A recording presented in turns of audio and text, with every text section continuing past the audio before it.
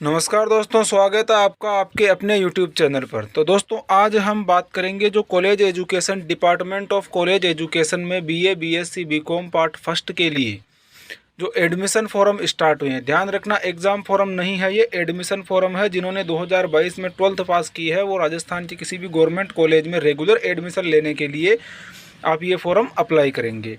तो ये जो फॉर्म है ये कैसे भरना है, इसके बारे में आज हम चर्चा करेंगे इस वीडियो में। तो आपको इस वीडियो के अंदर मैं सारा सब कुछ बताऊंगा, फॉर्म कैसे भरना है, कौन कौन से डॉक्यूमेंट चाहिए। तो सबसे पहले हमें अपनी SSO ID ओपन कर लेनी है। यदि आपकी SSO ID नहीं बनी हुई है तो आपको नई SSO ID बनानी है। उसमें आपका जन आधार और आधार अपडेट करना है। उसके बाद आपको simply department of college education इस आइकन पर क्लिक करना है। जो पेड दिख रहा है इस आइकन पर क्लिक करना है। यदि ऐसे नहीं मिलता है तो आप साइड में सर्च बटन है, उसमें डिपार्टमेंट लिख के इसको सर्च कर सकते हैं। इस पे जो ही हम क्लिक करेंगे हमारे सामने एक नया इंटरफेस ओपन हो जाएगा। इसमें यहाँ पर ये लाल अक्षरों में आ रहा है आवेदन हेतु, यहाँ क्लिक करें। ये ऊपर यहाँ पर आपको प्रवेश कार्यक्रम कब से कब तक फॉर्म भरे जाएंगे, क्या क्या नियम एवं शर्तें हैं, वो आप यहाँ से डाउनलोड करके पढ़ सकते हैं। उसके नीचे आपको यहाँ पर ये सारे ऑप्शन दिए गए हैं। इसके अंदर ये लाल अक्षरों के अंदर बार बार जो झपक रहा है उस पर आपको क्लिक करना है। आवेदन हेतु यहाँ क्लिक करें। यहाँ क्लिक करते ही आपके सामने ये कॉलेज लिस्ट ओपन हो जाएगी। यहाँ पर आप जिस कॉलेज के लिए फॉर्म भरना चाहते हैं उसका ज़िला चयन करें। जो ही आप वो ज़िला चयन करोगे, ज़िला चयन करते ही उस ज़िले की सारी सरकारी कॉलेजें जितनी भी है वो सारी यहाँ पर शो हो जाएगी। जिसमें भी आप जिस कॉलेज के अंदर आप फॉर्म अप्लाई करना चाहते हैं उस कॉलेज के पर आपको क्लिक कर देना है। जो ही आप कॉलेज पर क्लिक करोगे आपके सामने ये पूछ रहा है क्या आप राजस्थान के मूल निवासी हैं। यदि नहीं है तो नो करें और है तो इसमें यस करें। जो ही आप यस करोगे यहाँ पर ये जन आधार नंबर मांगेगा। दोस्तों, मैं आपको बता दूं, जन आधार के बिना आप यदि राजस्थान के मूल निवासी है तो फॉर्म भरना संभव नहीं होगा। इसलिए आपका जन आधार अपडेट करवा लेना है। यहाँ पर आप जो ही अपने जन आधार नंबर डालोगे, जन आधार नंबर डालने के बाद आपको क्लिक करना है गेट डिटेल पर। गेट डिटेल पर जो ही आप क्लिक करोगे उस जन आधार में जितने भी सदस्य हैं उन सब की डिटेल यहाँ पर शो हो जाएगी। तो आपको जिसका भी फॉर्म भरना है उस पर क्लिक कर देना है। उसको जो ही आप सेलेक्ट करोगे, सेलेक्ट करते ही आपके मोबाइल नंबर पर OTP आएगा। जो भी आपके जन आधार कार्ड में मोबाइल नंबर अपडेट हैं उन पर OTP आएगा। 6 डिजिट का OTP आएगा। वो OTP डालने के बाद आपको यहाँ से वेरीफाई OTP पर क्लिक कर देना है। जो ही आप वेरीफाई OTP पर क्लिक करोगे, क्लिक करते यहाँ पर ये कुछ ऑप्शन ओपन हो जाएंगे। आप किस बोर्ड से हैं? राजस्थान बोर्ड आपने 2020, 21, 22 केवल 3 ही वर्षों में जिन्होंने राजस्थान बोर्ड से पास किया है अजमेर से, वो इसमें फॉर्म अप्लाई कर सकता है। उसके नीचे आपका सेंट्रल बोर्ड आ गया और अलग अलग बोर्ड यहाँ पर शो हो रहे हैं। आपने जिस भी बोर्ड से 12th पास की है आपको उस बोर्ड का चयन करना है। यदि आपने इन किसी भी बोर्ड से 12th पास नहीं की है तो सिंपली नीचे यहाँ पर अदर का ऑप्शन दिया गया है, आपको अदर पर क्लिक करना है। एक कंडीशन तो ये है। दूसरी कंडीशन ये है, जैसे आपने राजस्थान बोर्ड पर क्लिक कर दिया, क्लिक करने के बाद ये आपके रोल नंबर मांगेगा। रोल नंबर के बाद आपकी डिटेल ऑटोमेटिक जो 12th की मार्कशीट में है वो यहाँ पर सारी शो हो जाएगी। लेकिन यदि आपकी 12th की मार्कशीट में और जो डिटेल यहाँ पर शो हो रही है उसमें मिसमैच आ जाता है, यानी कोई भी मिस्टेक वगैरह आ जाती है, तो आपको नीचे अदर पर क्लिक करके ही अपना फॉर्म अप्लाई करना है। ऐसा नहीं है कि आप राजस्थान बोर्ड से हो और आप अदर से अप्लाई नहीं कर सकते। यदि कोई भी विसंगति आपको प्राप्त होती है तो आप अदर से क्लिक करके फॉर्म भर सकते हो। यहाँ पर आपका रोल नंबर, नाम का प्रथम अक्षर, पिताजी के नाम का प्रथम अक्षर, किस ईयर में आपने पास किया था और नीचे यहाँ पर ये कैप्चा फिल करना है। यदि आपने 2020, 21, 22 में राजस्थान अजमेर बोर्ड से आपने एग्ज़ाम पास किया है तो उसके बाद ये नीचे दिया गया है। यदि किसी भी प्रकार की कोई त्रुटि रहती है, नाम वगैरह मिसमैच होता है, तो आप अदर पर क्लिक करके फॉर्म भरें। तो हम अदर पर क्लिक करके ही फॉर्म भर रहे हैं। अदर पर जो ही हमने क्लिक किया यहाँ पर जो भी डाटा है वो सारा जन आधार कार्ड से ही उठाया गया है। ये विशेष ध्यान रखना, आपके जन आधार कार्ड में जो भी डाटा होगा चाहे वो गलत हो सही हो वही यहाँ पर आएगा। आप इसमें किसी भी प्रकार का चेंजेज नहीं कर सकते। आपको चेंजेज करना है, आपको अपना जन आधार कार्ड ही अपडेट करवाना होगा। इसके बाद आपको अपनी 10वीं की मार्कशीट के अनुसार नाम, पिताजी का नाम, माता का नाम, जेंडर, डेट ऑफ बर्थ ये चेक कर लेना है। आपके मोबाइल नंबर, ईमेल आईडी, आपके आधार नंबर, जन आधार नंबर और आपकी कास्ट जनरल है, ओबीसी है, एससी है, एसटी है, वो सारी यहाँ पर ऑटोमेटिक शो हो जाएगी। इस डिटेल में आप किसी भी प्रकार का चेंज नहीं कर सकते। यदि आपको चेंज करना है तो फॉर्म भरने से पहले आपको अपना जनाधार कार्ड अपडेट करवाना पड़ेगा। उसमें जो भी चीज़ें चेंजेज होगी वो यहाँ पर ऑटोमेटिक चेंज होकर आ जाएगी। फॉर्म भरने के बाद उसमें कोई चेंज नहीं होगा।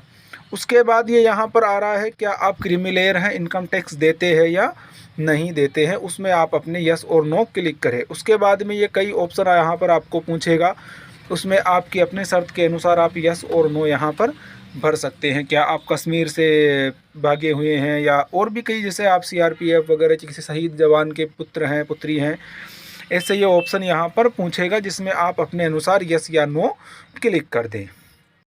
और कोई भी चीज़ समझ में नहीं आए तो आप सिंपली कमेंट बॉक्स में पूछ सकते हैं।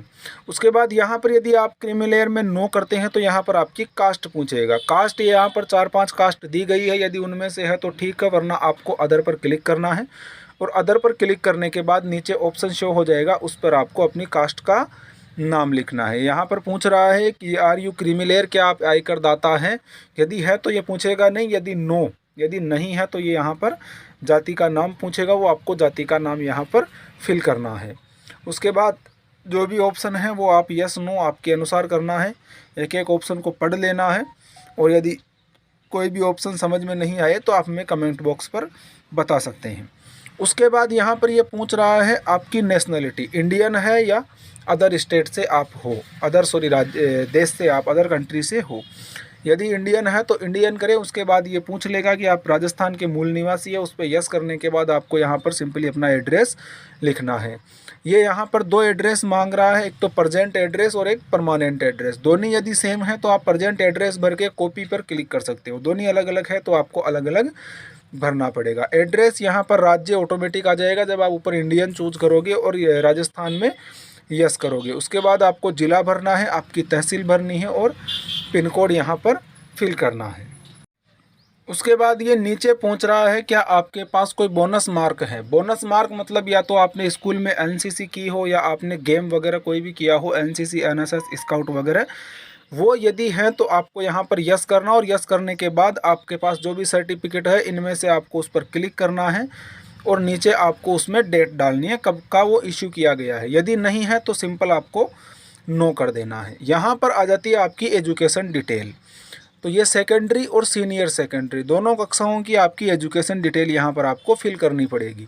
सबसे पहले बोर्ड कौन सा रहा है आपका, उसके बाद आपके रोल नंबर, उसके बाद आपकी स्कूल, उसके बाद आपको अपना पासिंग ईयर भरना है। सेकेंडरी यहाँ पर ऑटोमेटिक क्लास आ गई।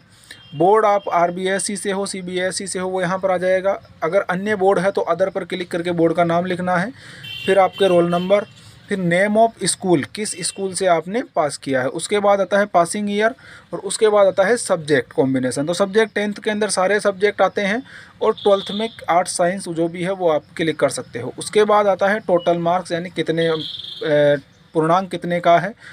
उसके नीचे आता है, बाद में आता है प्राप्तांक कितने का है। उसके बाद परसेंटेज, जो ही आप पूर्णांक प्राप्तांक भर के बाहर क्लिक करोगे परसेंटेज ये ऑटोमेटिक निकाल लेगा। उसके आगे लिखा हुआ है रिजल्ट। रिजल्ट सिंपली इसमें पास ही आएगा, क्योंकि पास होने के बाद ही आप नेक्स्ट क्लास के लिए अप्लाई कर सकते हैं। तो ये सारी हमें भरने के बाद सिंपली हमें नीचे वाले ऑप्शन पर आ जाना है। तो हमने ये 12th की डिटेल भर दी, हमारे सब्जेक्ट जो भी है 12th में आर्ट्स यहाँ पर लगा दिया, कितने में से कितने नंबर आए। यहाँ पर जो 12th है वो 20, 21, 22 3 ईयर के अंदर आपने यदि 12th पास की है तो ही आप रेगुलर के लिए फॉर्म अप्लाई कर सकते हैं। यदि आपने इन वर्षों के अंदर या आप अगर इसके पहले 2019 में आपने 12th पास की है तो आप रेगुलर के लिए फॉर्म अप्लाई नहीं कर सकते। उसके बाद यहाँ पर आपकी कॉलेज का नाम आ जाता है और यहाँ पर आपका आ जाता है सब्जेक्ट कॉम्बिनेशन, क्लास कौन सी है।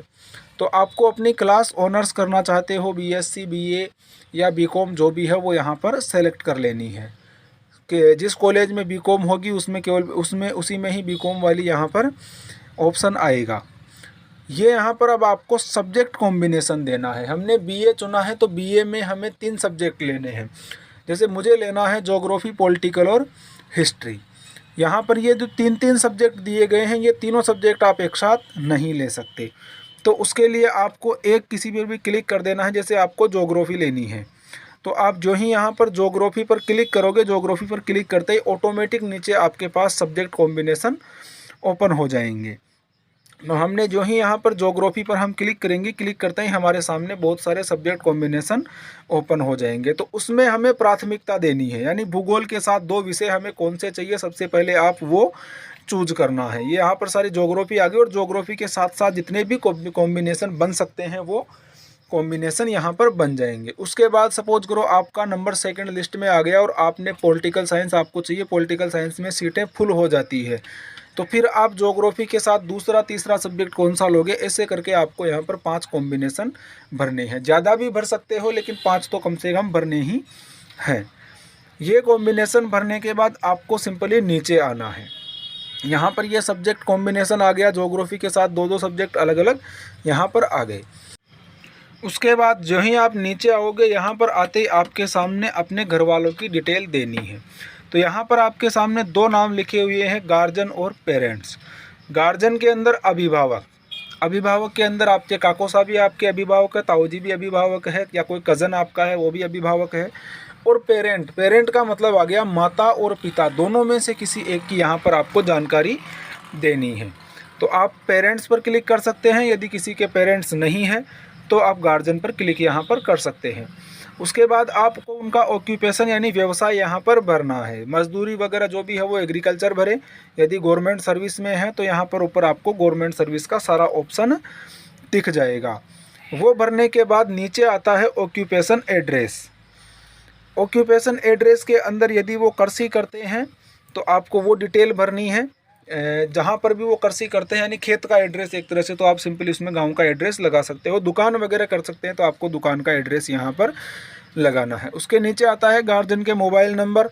तो मोबाइल नंबर जो भी जनाधार कार्ड में है वो ऑटोमेटिक यहाँ पर आ जाएंगे, आप चाहो तो चेंज भी कर सकते हो। उसके नीचे आता है फिर लैंडलाइन नंबर, वो भरो तो ठीक है, नहीं भरो तो ठीक है। उसके बाद आ जाता है आपकी वार्षिक आय जो भी है वो भरनी है, वही उसी का आपको आय प्रमाण पत्र लगाना पड़ेगा। और उसके बाद आप क्रीमिलेयर हो या नहीं हो उस पर क्लिक करना है। उसके बाद नीचे आता है आपको 4 प्रेफरेंस लेनी है, एनसीसी एनएसएस जिस भी एक्टिविटीज़ में आप यहाँ पर कॉलेज में भाग लेना चाहते हो। उसके नीचे आपसे यहाँ पर फिर 4-5 ऑप्शन पूछे जा रहे हैं, उनमें आप क्या आप ट्रांसपोर्ट का यूज़ करना चाहोगे, उसके अलावा कुछ अन्य योजनाएं हैं उनके यहाँ पर ये पूछ रहा है। यदि आपको यस करना है तो ठीक है, वरना आप इनको नो भी कर सकते हो, ऐसा कोई इसमें मैंडेटरी नहीं है। उसके नीचे यहाँ पर सबसे लास्ट में जो चीज़ आ रही है, यहाँ पर ये बैंक डिटेल आ रही है। बैंक डिटेल वही आ रही है जो कि आपके जनाधार कार्ड में अपडेट है। यदि बैंक डिटेल जनाधार कार्ड में अपडेट नहीं है तो यहाँ पर नहीं आएगी, आपको स्वयं फिल करनी पड़ेगी। यदि जनाधार कार्ड में अपडेट है तो यहाँ पर ऑटोमेटिक शो हो जाएगी। तो सबसे बढ़िया है आप अपने जनाधार कार्ड में इसको अपडेट करवा लें। इसके नीचे पूछ रहा है ये आपकी फ़ोटो यहाँ पर अपलोड करनी है 100 से 150 KB में। यहाँ पर सिग्नेचर 50 से 100 KB के बीच होने चाहिए। उसके बाद आपके बैंक पासबुक की फ्रंट पेज की फ़ोटो यहाँ पर अपलोड करनी है। उसके बाद मार्कशीट आपको अपलोड करनी है 12th की। और यहाँ पर caste certificate, caste certificate general के अलावा सभी का लगेगा। जैसे किसी का EWS है तो EWS यहाँ पर अपलोड करना पड़ेगा। OBC SC ST इनके अंदर कास्ट सर्टिफिकेट है तो आपको अपलोड यहाँ पर करना पड़ेगा। OBC यदि आप क्रीमी लेयर में आते हो यानी इनकम टैक्स देते हो तो यहाँ पर आपको कास्ट सर्टिफिकेट अपलोड करने की आवश्यकता नहीं है। उसके बाद आपको नीचे चेक बॉक्स पर क्लिक करना है और फॉर्म सबमिट कर देना है। तो जो ही हम सबमिट के बटन पर क्लिक करेंगे, क्लिक करते ही हमारे सामने ये टोकन चार्ज के ऊपर चला जाएगा। यानी इसमें 10 रुपये का टोकन है यदि आप अपनी स्वयं की SSO ID से भरते हो। तो यदि आप ई-मित्रा से भरते हो तो हो सकता है आपके साथ आपके कुछ ज़्यादा चार्ज लग जाए, क्योंकि उसमें ई-मित्रा चार्ज भी इंक्लूड होता है। यहाँ पर एक चीज़ और ध्यान देने की वाली है, आप यदि OBC से हो, ये विशेष ध्यान रखना, आप यदि OBC से हो तो यहाँ पर नॉन क्रीमिलेयर, OBC में भी नॉन क्रीमिलेयर से हो तो यहाँ पर आपका जो जाति प्रमाण पत्र है उसकी डेट पूछेगा। ये OBC नॉन क्रीमिलेयर में हो तो आपके जाति प्रमाण पत्र कब इश्यू हुआ था उसकी डेट यहाँ पर पूछी जाएगी। यहाँ पर जो भी OBC NCL यानी नॉन क्रीमी लेयर में है उनके लिए मैं बता दूँ 1 जुलाई 2019 से पहले का जाति प्रमाण पत्र स्वीकार नहीं किया जाएगा। यानी इसके बाद का ही बना हुआ होना चाहिए।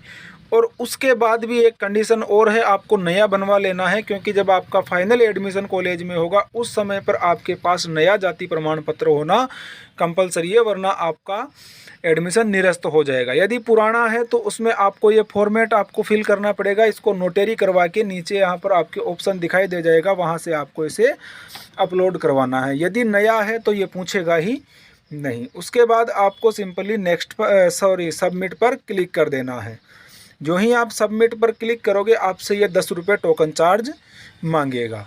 तो वो 10 रुपये आप जो ही टोकन जमा करवाओगे उसके बाद आपके पास फाइनल इसकी प्रिंट आ जाएगी। तो धन्यवाद दोस्तों, यही था आज का हेल्पफुल वीडियो। ऐसे ही वीडियो देखने के लिए सब्सक्राइब करें हमारा चैनल, बेल आइकन को ऑन करें ताकि आने वाले सभी नोटिफिकेशन आप तक पहुंच सके। और इस वीडियो में जो भी जानकारी दी गई है उसमें यदि आपको कोई भी कन्फ्यूजन है या कोई भी चीज़ कहीं समझ नहीं आ पा रही है तो आप सिंपली नीचे कमेंट बॉक्स में पूछ सकते हो। तो धन्यवाद गाइज, थैंक यू।